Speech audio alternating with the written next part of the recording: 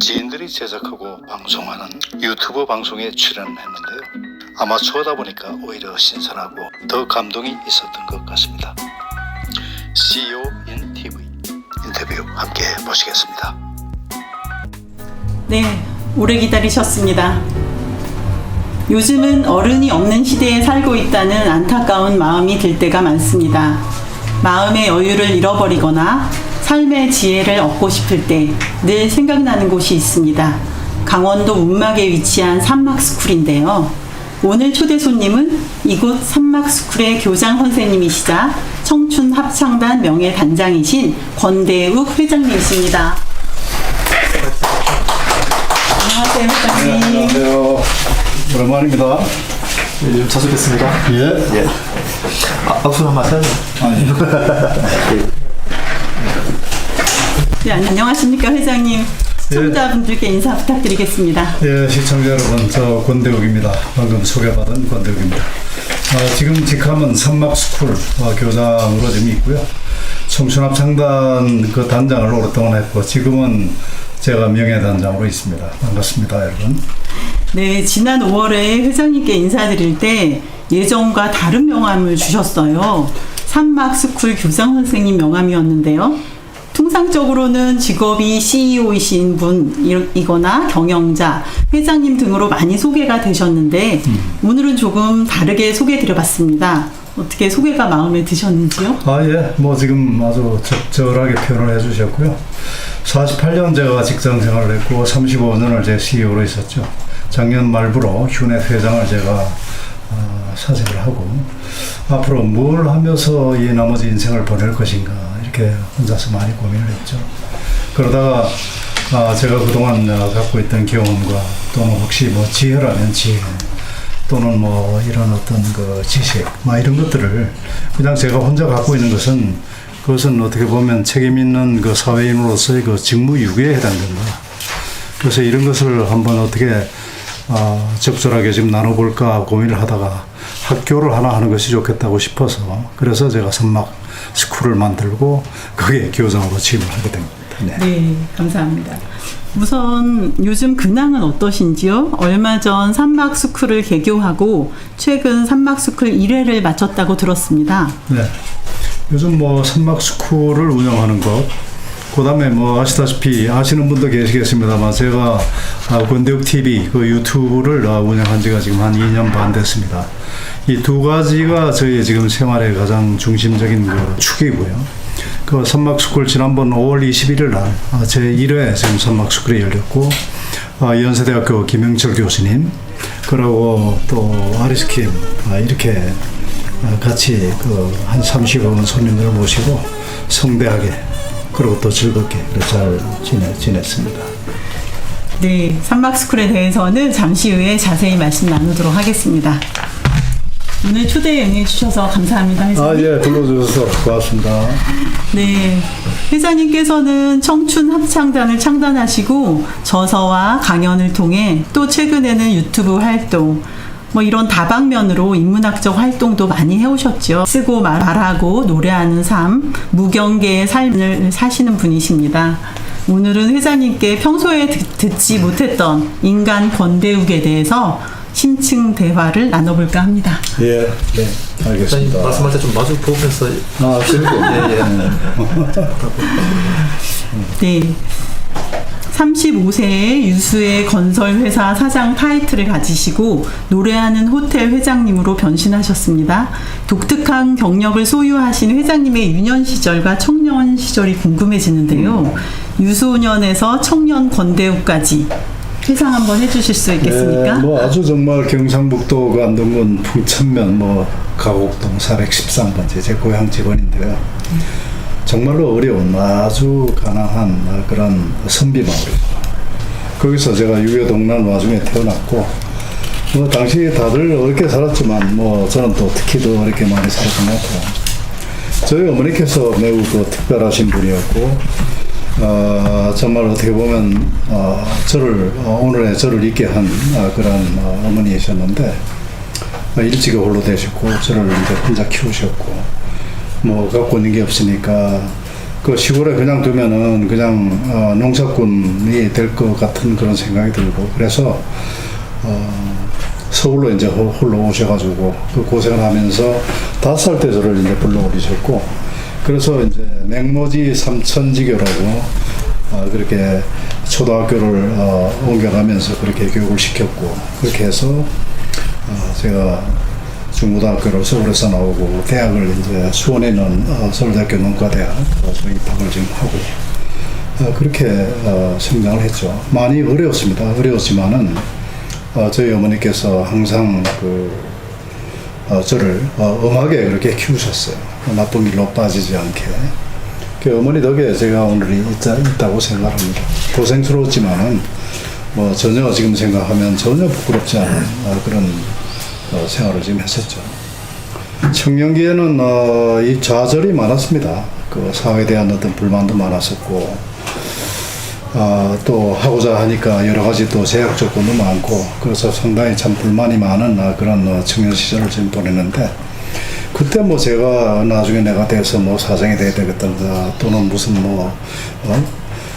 관리가 돼야 되겠다 이런 어떤 그 특별한 어떤 그 꿈이 없었고 저는 오로지 내가 이제 집안의 가장으로서 집안을 잘 부양시키고 그렇게 좀 하는 것이 제 책무라고 생각해서 늘 이제 그런 생활을 했죠.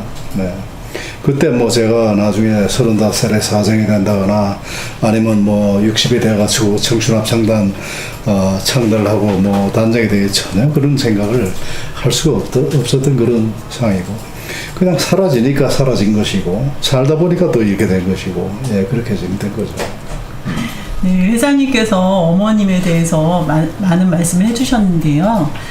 어머니께서 남겨주신 일기장을 소원집으로 엮으셨다고 들었습니다.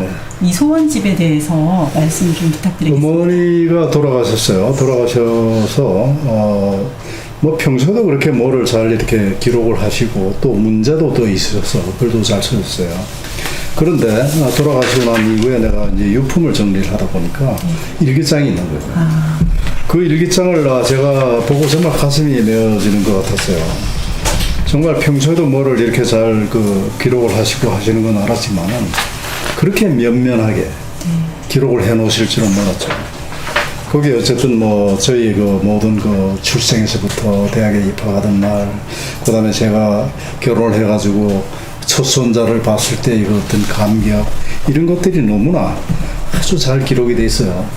그때 제가 결심했습니다. 이것을 반드시 내 책으로 엮어서 이게 뭐 널리 뭐 대중들에게 이렇게 지금 알려지는 그런 것보다 최소한도 우리 집안의 저희 직계 가족과 그다음에 우리 어머니를 기억하시는 집안 분들에게 제가 들어야 되겠다고 생각을 했고 그래서 제가 일일이 수기로 된 그 일기장을 디지털화 시키고 그렇게 하고 거기다 이제 관련 자료를 넣고 해서 이제 제가 책으로 엮은 것이 이제 소원집이죠. 딱 300권 만들었습니다. 만들어서 살아계신 분들은 그분들에게 드렸고 돌아가신 분들에겐 그분들의 자손들에게 제가 드렸습니다.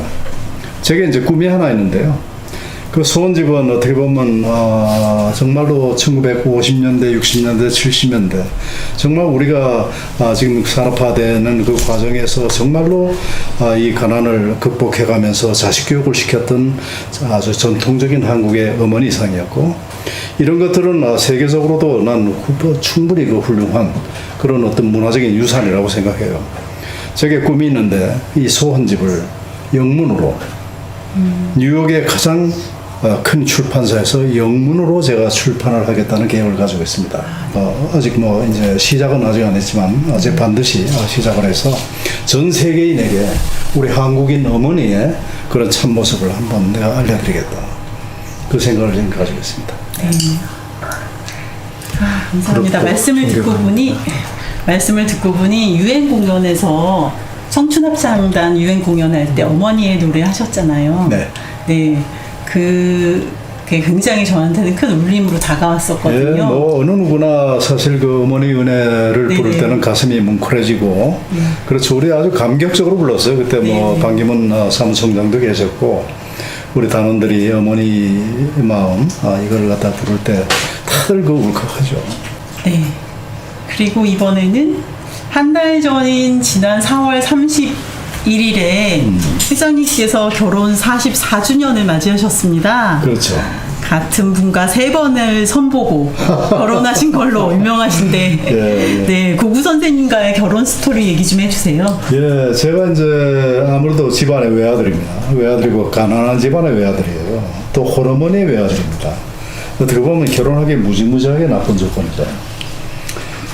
어쨌든 저희 어머니께서 저더러 어디 정해놓은 사람이 있느냐 이렇게 물어서 제가 정해놓은 사람은 없다 이렇게 얘기했더니 그러면 내가 지금 그 차만 규수가 하나 있는데 선을 한번 보겠느냐. 그렇게 해서 선을 보게 됐죠. 코리안 호텔 커피숍입니다. 거기서 딱 봤고 그렇게 해서 선을 보고 뭐 처음에 보니까 그때만 하더라도 아직 뭐 결혼 뭐 그렇게 화급한 그 상황도 아니고 집사람도 마찬가지고 집사람도 첫 번째 선이고 저도 첫 번째 선이었어요. 그러다 보니까 뭐 그냥 또 1년이 그냥 흐지부지 또 지나갔지. 또 1년이 지나다 보니까 또 물으세요.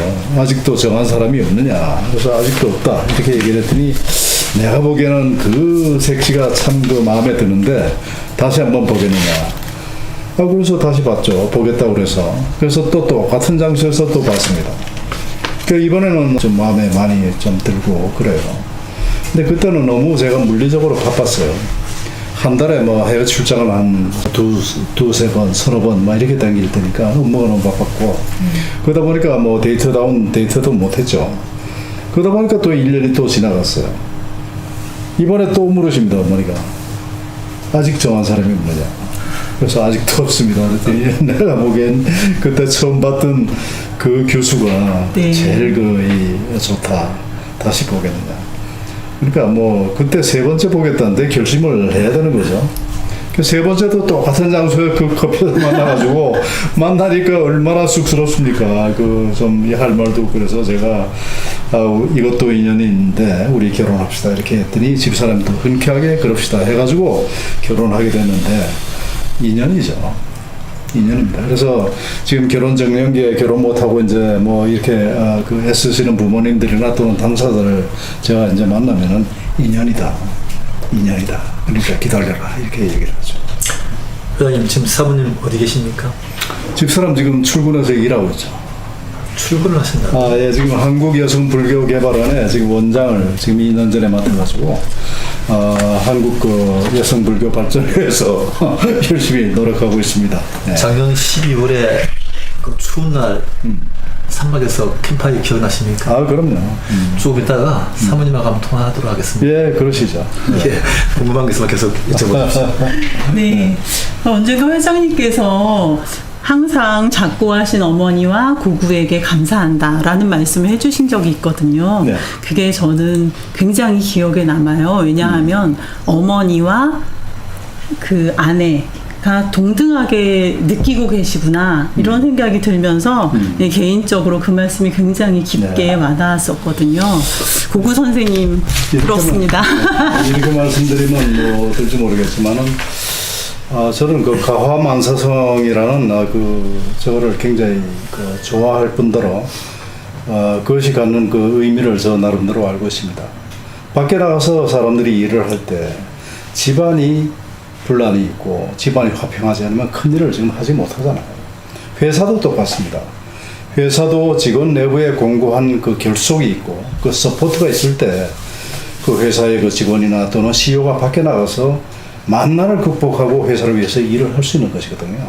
가정도 똑같다고 생각합니다. 그런 면에서 저는 아주 큰 행운아라고 생각이 됩니다. 어떻게 보면 가장 모범적인 그런 부부관계였었고 저희 집안은 4대가 함께 사는 집안이었었고 그 4대가 함께 사는 집안의 그 며느리로서 우리 어머니도 며느리셨고 우리 집사람도 며느리였죠. 그래 아주 정말로 진짜 원만하고 아주 바람직한 그 관계를 제거해서 제가 집안 걱정 안 하고 그렇게 일을 할 수 있었던 것 같습니다. 네. 유년 시절부터 결혼 스토리까지 말씀 잘 들었습니다.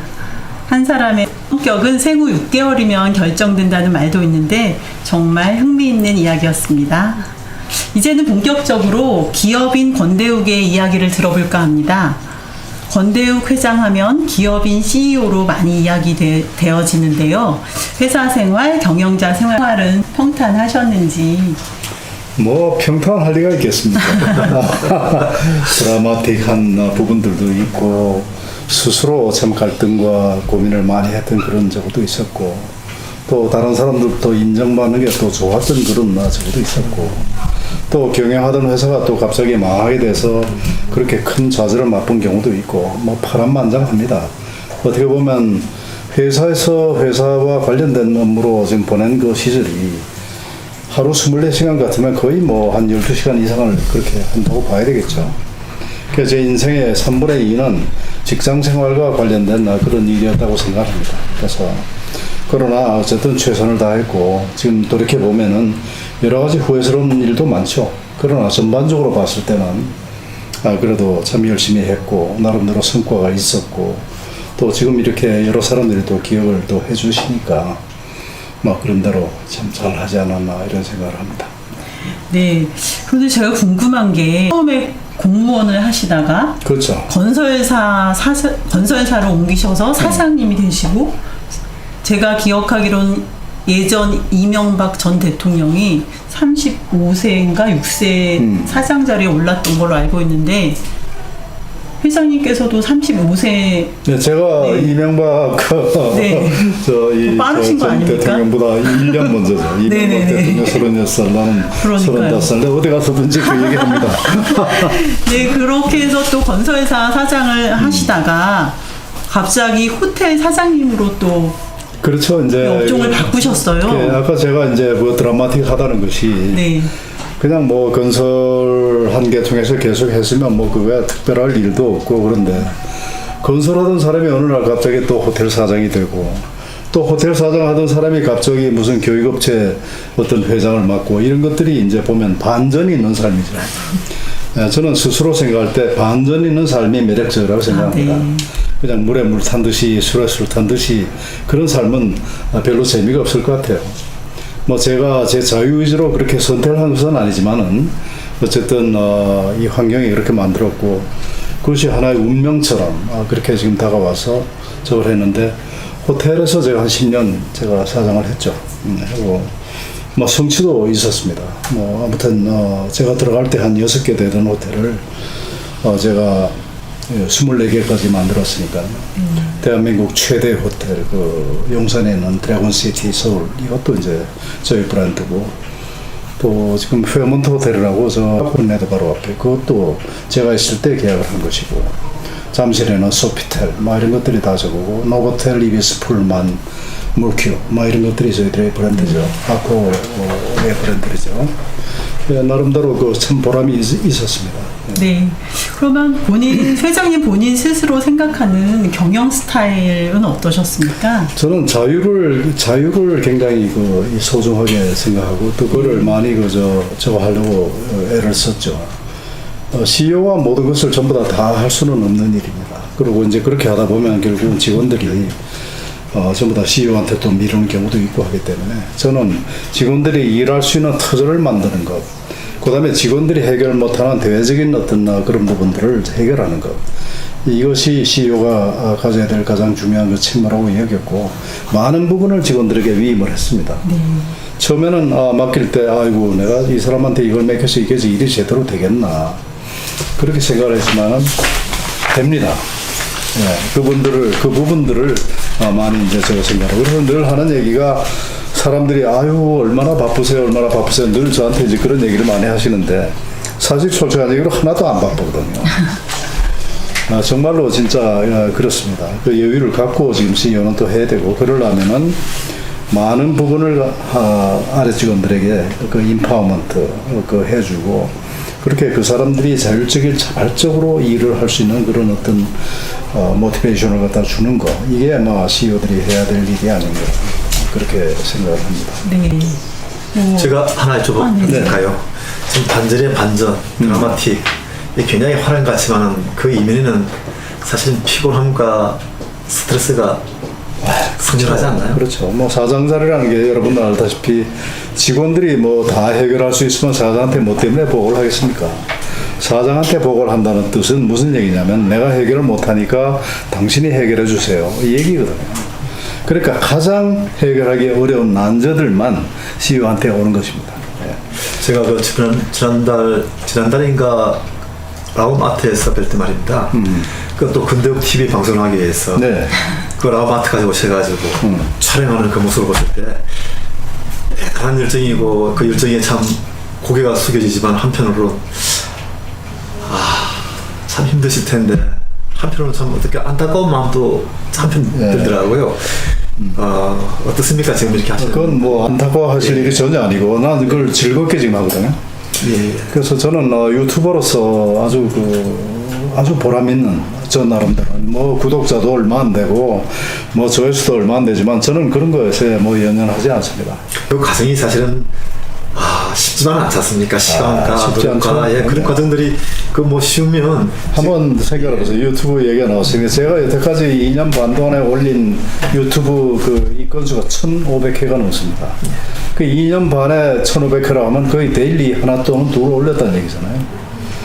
그거를 제가 혼자 스스로 이 휴대폰 하나 가지고 찍고 편집하고 거기다 나레이션 집어넣고 백그라운드 뮤직 넣고 자막 넣고 그러면 그 컨텐츠가 짧지도 않아요. 미니멈 그냥 뭐 보통 한 10분 되는 거고 긴 거는 2시간짜리도 있고 1시간짜리도 있고 그렇습니다. 그래서 그거를 이제 할 때 굉장히 집중하고 몰입해야 되잖아요. 보통 어떤 건 하루 왼종일 걸리는 경우도 있고 요번에 이제 저희들이 그 남도 기행을 보세나 포럼이라는 포럼에서 남도 기행을 했는데 그걸 어쨌든 저는 그렇습니다. 그 어떤 사건이 일어나면 그 다음 날 아침에 올리는 것이 저희 그 하나의 어떤 그 목표거든요. 그걸 하면 어떻게 됩니까? 버스로 이동 간에 또 사람들 저 국가정원 가서 구경하는 동안에 이 나레이션을 넣어야 이게 연결이 되는데 너무 시끄러운 거야. 그래갖고 보니까 옆에 그 장애인한테 이렇게 그 휠체어 빌려주는 데가 있어. 거기 들어가서 녹음 좀 하겠다니까 처음에 그러더니 이상한 사람이다 이렇게 생각하는 거야. 쫓아내는 거야. 그래갖고 내가 막 아니 여보시오 내가 좀 이런 거 지금 하는데 그리고 또 옆에 보니까 그 ATM 그 기계 있잖아. 그래서 그 굉장히 조용하더라고. 아마 그 CCTV에 다 찍혔을 거예요. 저 사람 뭔가 이랬을지도 모르는. 거기서 녹음하고 그래야 이제 이어지니까. 그럼 일단 녹음을 입혀야 그 다음에 편집이 되고 이거 되는 것은 시끄러워도 관계없으니까 그렇게 해서 올렸습니다. 아마 시청자 여러분 권대국TV 좋아요 구독 많이 해주시면 너무 고맙겠습니다. 네, 그렇게 만들어서 어제 새벽 1시 17분에 영상 올리셨습니다. 네.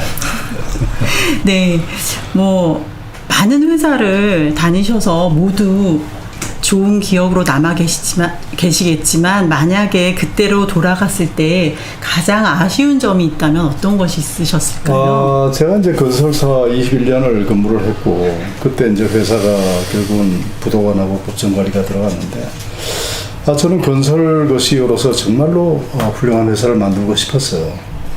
어쨌든 그렇게 못된 것이 가장 아쉽고 그때 우리가 욕심을 조금만 더 부렸으면 조금만 정도 경영을 했었으면 하는 뭐 그런 아쉬움들이 많이 있죠. 그러나 다 지나간 얘기입니다. 지나간 얘기고 저는 어쨌든 호텔에 와서 제가 이루지 못했던 그런 나름대로 이거 성취를 했고 그래서 뭐 끝이 좋으면 다 좋다고 그렇게 해서 네, 그렇게 생각을 하고 있습니다. 네. 그러면 이 질문이 지금 여기 저희가 기업인 CEO 권대욱에 대해서 말씀 나누고 있는데요. 이 질문이 여기에 해당되는지 아닐지는 모르겠는데 내 인생의 한순간이 있다면 어떤 순간일까요? 저는 제가 중동 건설 현장에 제가 나이 34살 때 부임을 했습니다. 1984년 1월 1일 날. 아무도 그 현장들이 제대로 될 거라고 생각지 않았었고 또 권대욱이가 거기 가서 그걸 갖다가 해내리라고 생각한 사람도 없었어요. 어쨌든 정말 그 얘기만 해도 뭐 하루 이틀 꼬박 얘기를 해야 되겠지만은 아무튼 정말로 직원들의 도움 그다음에 우리의 의지 이거 가지고 그것을 돌파를 했고 그래서 성취를 했습니다. 그래서 제가 사장이 돌아왔고 그래서 그때 저희 선택 그때 다들 가지 말라 그랬어요. 가봐야 저거 하니까 그러나 어쨌든 저로선 갔고 또 그렇게 이루었고 그 순간이었다고 생각합니다. 그러게 사실 참 궁금한 게 너무 많고 여쭤볼 것이 너무 많습니다. 네. 근데 이 방송을 처음 하다 보니까 진행을 이게 좀 서툴고 지루해지고 그러는데 제가 회장님 옆에서 보면서 회장님이 지금까지 오늘의 이 자리에 있을 때는 어머님과 사모님이 아니겠나 이런 생각이 가끔씩 들더라고요. 네, 저 뭐 동의합니다. 특히 12월 달에 사모님하고 같이 했던 그 시간이 굉장히 기억이 남습니다. 네. 사모님하고 한번 통화 연결해서 우리 궁금한 거 한번 여쭤보면 안 될까요? 사모님께서 제가 조금 전에 전화해봤는데요. 예. 그 일이 조금 덜 끝나서 그래서요. 마지막쯤에 나오시겠다고. 제가 한번 제가 왜 사모님 말씀드리냐면요. 네. 12월 우리 그때 가장 추웠죠, 회장님. 추웠죠. 네, 가장 추운 날이었는데 밖에서 우리가 그래도 그 산막에서 밖에서 추위에서 밥을 먹어야 되는 데서 캠파이어를 하고 식사를 한 거예요. 그 8명이 식사를 하고 다시 실내로 와서 음악회를 했어요. 음악회를 한 1시간 이후에 1시간 지나서 사모님 들어오시는 거예요.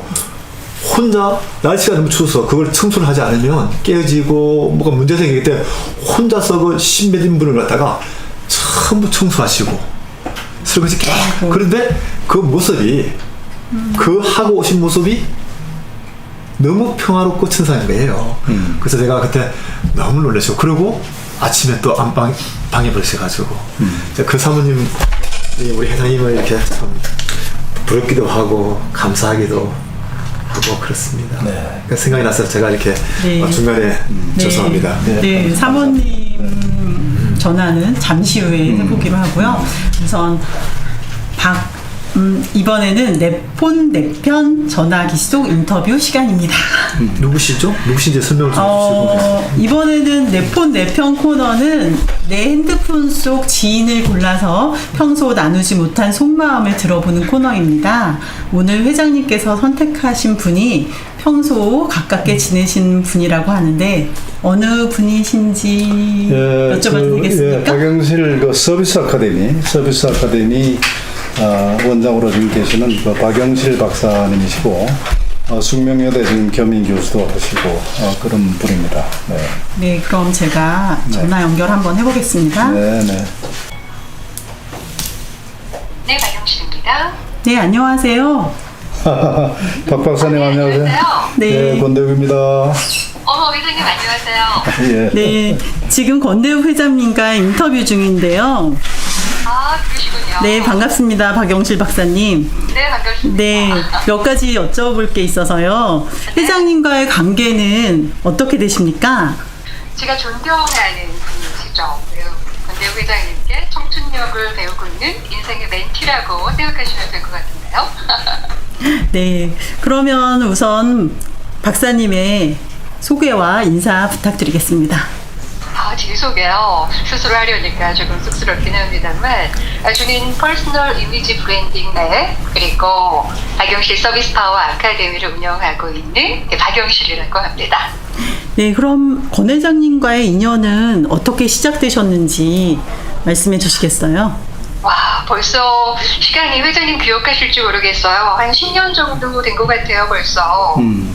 네, 제가 그 외국인 기업 그 CEO 대상 퍼스널 이미지 브랜딩 강의를 하고 있었을 때 가장 정중앙에서 정말 열심히 제 강의를 적극적으로 청취해 주셨던 그 CEO 분이 바로 권대우 회장님이셨어요. 그리고 그 강의가 끝나고 나서 저에게 긍정적인 또 커멘트를 아주 빠르게 해주셨던 걸 제가 기억을 합니다. 그래서 그 이후에 권대우 회장님이 이런 분이시구나 라는 것을 또 매스컴을 통해서 또 직접 뵈면서 알게 됐고요. 그래서 제가 그때 인터뷰하고 기고하는 매거진이 하나 있었는데 그때 권대우 회장님을 인터뷰로 모셔서 인터뷰했던 그 기억이 나네요. 벌써 10년이 지났는데 그 10년 이후에도 줄곧 저는 아주 많은 긍정력 그리고 청춘력, 자유력 이런 것들을 권대우 회장님께 배우면서 멘티로서 네, 살고 있네요. 네, 감사합니다. 그럼 평소에 저희들이 방송이나 유튜브 이런 데서 볼 수 없었던 권 회장님의 평소 모습은 어떠셨나요? 글쎄요. 권 권대우 회장님의 이 평상시 모습은 아마 사모님께서 가장 잘 아시지 않을까 그런 생각이 듭니다만 크게 다르지 않으신 것 같거든요.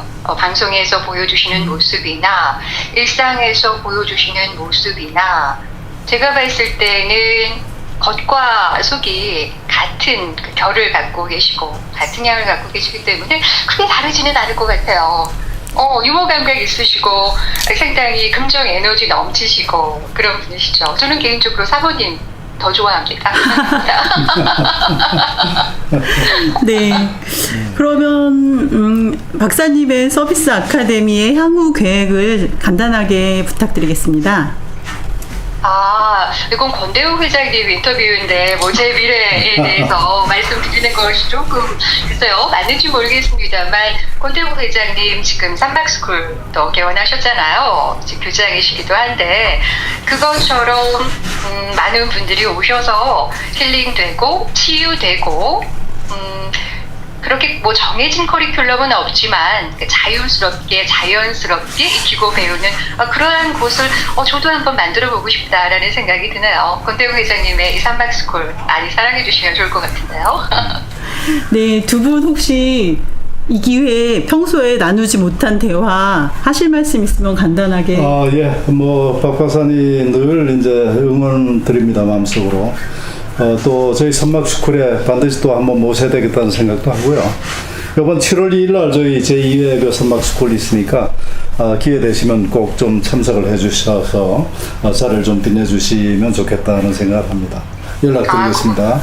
네, 고맙습니다. 그리고 이 라이브 방송 들으시는 분들도 아시겠지만 이 선막스쿨은요 한번 가면 기운이 그렇게 좋아요. 그래서 갔다 오신 분들은 모두 다 잘 된다라는 그런 얘기가 있습니다. 저도 가겠고요. 들으시는 분들도 함께 하시면 좋은 기운 많이 받아가실 것 같아요. 회장님 고맙습니다. 예, 감사합니다. 박사님 네. 감사합니다. 네, 고맙습니다. 일단 여기 있는 이미라 선생님과 스태프들도 좋은 기운 받을 수 있도록 한번 초대해 주시죠. 당연하죠. 네, 당연하죠. 좋은 기운 받다니까 네. 갑자기 그런 욕심이 생겼습니다. 아니, 제가 이제 농담 반, 진담 반으로, 어떻게 우리 산마학에 다녀가신 분들은, 전부 다 옛날 다녀가시기 전보다 훨씬 더 잘 돼 있다. 이렇게 얘기를 하는데, 그런 분들이 오셨기 때문에 또 그런 것일 수도 있고. 앙상블과 공통점입니다. 네, 앙상블에 온 모든 분들이 그런데 회장님이 계시고 우리가 또 이 마음의 힘이라게 또 있잖아요. 이렇게 또 생각하면. 1시간하고도 약 한 20분 정도 긴 시간이었습니다. 그러나 그 시간이 어떻게 가는 줄 몰랐을 정도로 아주 알차고 그리고 유익한 인터뷰였습니다. 다시 한번 느꼈습니다. 꼭 큰 방송이나 공중파 방송보다도 이렇게 좋은 뜻을 가지고 하시는 분들과 함께 하는 그 시간이 오히려 더 유익하고 진솔하고 솔직할 수 있어서 아주 좋은 내용의 인터뷰가 되었던 것 같습니다. 앞으로 CEO 인 TV 무궁한 발전을 바라며 산막 CEO 인 TV 인터뷰 제1부를 모두 마치겠습니다. 내일 또 뵙겠습니다. 권대욱 TV였습니다. 오늘도 행복한 하루 되십시오. 감사합니다.